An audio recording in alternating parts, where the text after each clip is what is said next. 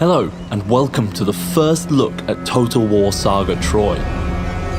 We're going to be playing through a battle between two of the greatest warriors of the Bronze Age, the furthest back any Total War game has ever gone.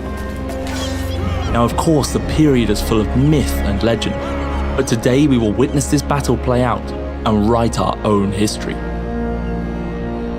We are playing as Achilles, the mightiest warrior of the Iliad, but hot-tempered and unpredictable. His army has sailed over to the great city of Troy to steal its riches, with only Hector standing in our way.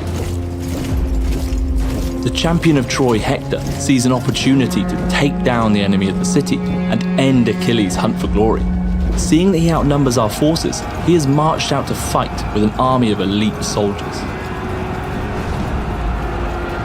We might not be as heavily armored as Hector, but we can use our mobility and guerrilla tactics to finish Hector and take Troy for ourselves. The new battle features added to Troy will make this possible. The battlefields of ancient Greece were predominantly infantry focused. War horses on the battlefield were scarce and mainly reserved for chariots. We've designed greater distinction between the infantry classes in order to promote greater dynamic interplay. Infantry have 3 weight classes: light, medium, and heavy. And the differences between them are accentuated from previous Total War titles. We have that full range at our disposal, forming up the anvil we want to hammer Hector's forces against. Greater mass means collisions are more impactful, whereas speed gives flanking a more prominent role to play. Our heavy unit also benefits from having alternate weapon modes. At the press of a button, our renowned Thean spears can put away their shields and become a much more offensive unit.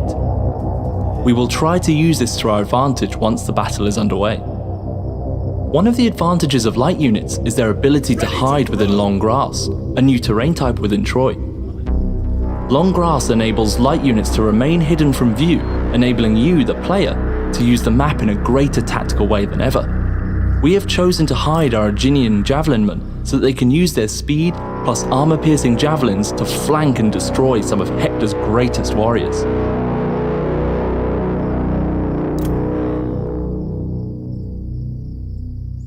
On our right flank, we have our Aeginian runners, trained by Achilles himself, also making use of that long grass.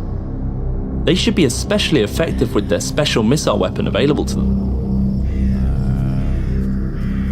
On our left flank, we are going to use our heavy chariots available to us and herd Hector into our trap. Let's get this battle underway.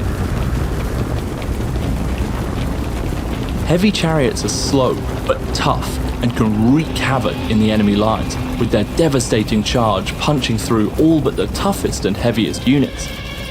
We can see Hector and his troops approaching. Let's take a closer look. They are currently walking through another new terrain type, mud.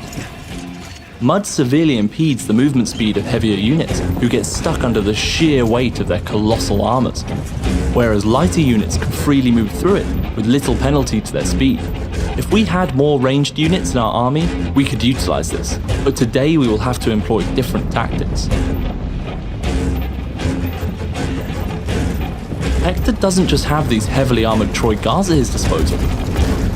He also has a Minotaur, a powerful mythical unit in Troy, which can be used to cause massive disarray to enemy troops with his towering height and incredible strength.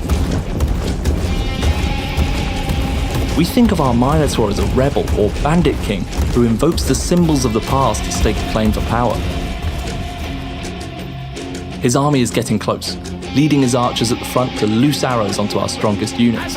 Enter stage 1 of our ambush. We are going to use the Thessalian Marines to cause disarray on their front line, using the move whilst hidden trait. The foe has sighted your hidden units. This enables us to get close to their archers and push them to the rear of Hector's formation, leaving them exposed for a flank. On our retreat, we will take some arrow fire, but this will keep our strongest units at full strength.